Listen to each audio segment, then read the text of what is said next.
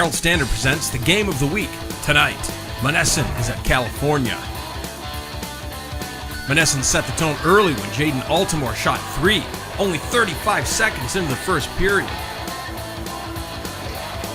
California knew that they were in for a difficult game, and they were right.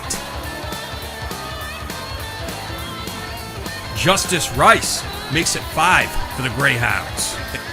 Xavier Reed gets California on the board. If you're a Trojans fan, look away now. 2 points, Dwight Moore. Turnover, 2 points, Justice Rice.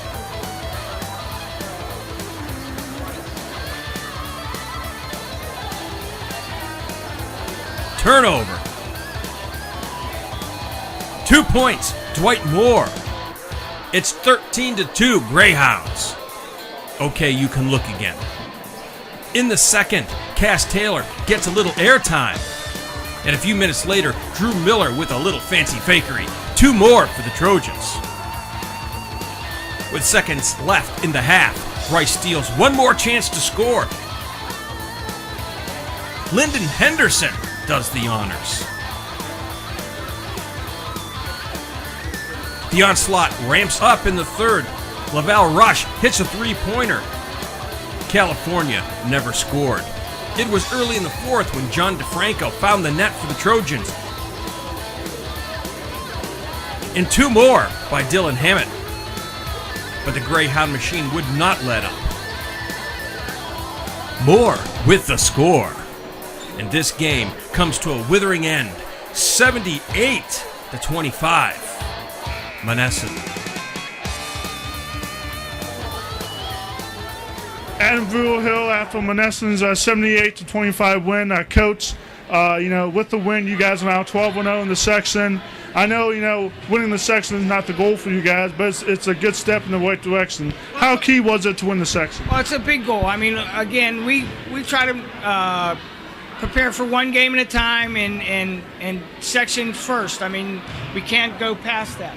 So you want to win the section and then have the momentum going into the playoffs. Talk about the defensive effort tonight. To only allow this team 25 points, what was the key defensively? Besides the pressure. I mean, again, I think that our quickness has a lot to do with that. And one of the things I do stress is defense. I mean, I've always stressed defense simply because there may be days you can't put the ball in a hole, but there ain't a day that you shouldn't be able to hustle. So that's what we stress. And, not just the defensive effort tonight, but offensively. You got balance throughout your lineup. What was key offensively? What did you like tonight about offensively? Well, I like the way Lavelle was shooting the ball.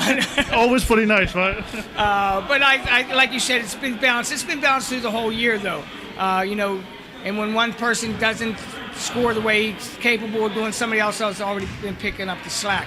And that even goes for our bench. Our bench has been coming through for a lot of games. In fact, the last time we played California, 2 of my bench people played very key roles in us winning that game. So, it's good that, we do have 4 people in the top scoring 15 points or more, so that's a plus, too. So you can't key on one person. Yeah. Final question. You guys are the defending Class A champions. As it pertains to the playoffs, what's going to be key for you guys? What are you going to stress to you guys in this week of practice? Well, we're going to stress, again, defense. And we're at a point to where we wanted to be all year. So, you have to go into the playoffs knowing that every team is going to want to beat you because you already defended them. So you have that target on your back. You just got to get through that part and do what has to be done. Play our type of game the way we're capable of playing, and I think everything else will work its way out. Hey, Coach, thanks a lot for your time. Thank you very much. Have a good one, Coach. Adam Hill with California's Coach. Coach, Monessen has done this to a lot of teams this season. What was the key tonight? And it just seems like when you guys did break the pressure, you just couldn't get the extra pass or missed a couple passes. What's your overall thoughts tonight? Well, I really think JoJo cheated tonight because I think he had 10 guys on the floor tonight. It sure seemed like that at times. We try to run our stuff. They won't let us run our stuff. And we're a very patterned and team. As you know, you've covered us enough this year. And we can't stand our patterns like we try to. And we get disrupted like that, like they do with every team they play. It's very difficult. I told the kids that, if anybody says anything, blame the coach, because the coach got to figure a way to try to stop them. And I haven't figured it out in all the years I've coached against JoJo. I can't figure out how to beat him or how to at least stop his pressure. But you know what? I'm not alone. I don't think anybody can figure out how to stop his pressure. Yeah, the whole Class A. Yeah, the whole Class A, double A, triple A, and quad A. I mean, he's beat the number 1 team in quad A, number 2 team in quad A, the number 3 team in quad A, plus he beat the number 1 team in triple A. Yeah. I mean, so we're not embarrassed. Were we disappointed? Yeah, because we really wanted to play a good game.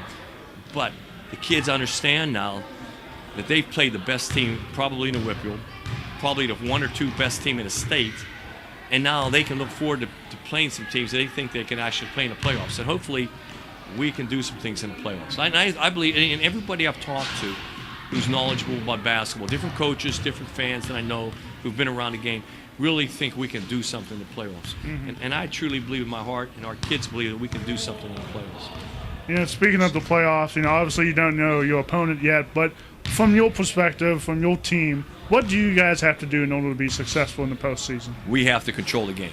We have to control the tempo of the game. Something, obviously, when you play Monessen, you can't do.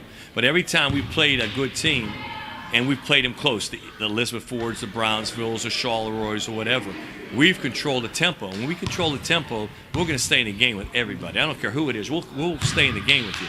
If we shoot well and we don't make the unforced errors like we do at times because we're young at spots, then we'll be okay. But, we got in our own way tonight. I mean, we really, heck, in the first half alone, we had 20 turnovers. And I think a lot of them were just balls we just couldn't find anybody. We just threw. Yeah. And that's young kids' mistakes. These kids aren't making $1 million. They're 16, 17-year-old kids. Yeah, they're going to make mistakes. That's okay. I mean, I'm not mad at them. I'm very proud of them for the effort they put out there, because they give me the same effort every day in practice and every day in the game. So that's all I ask for them, really. Hey, Coach, thanks for your time. Okay, buddy. Thanks a lot, Coach.